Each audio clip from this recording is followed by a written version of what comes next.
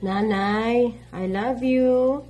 Dahil sa iyo, ang pamilyang Oropesa ay punong-puno ng pagmamahalan. Dahil sa iyo, sa lahat ng mga tinuro mo sa amin, nung maliliit pa kami, ang pamilya natin ay laging pinagpapala. Ikaw ang dahilan kung bakit buklod ang ating pamilya. Ang iyong pananampalataya at ang iyong pagmamahal ay magiging gabay namin habang buhay, Nay. Maraming salamat sa iyo at taos-puso naming pag-iingatan ng lahat ng mga itinuro mo sa amin, Nay. I will miss you, and para sa iyo itong itutugtog ni Jerrel and Lily. Love you, Nay.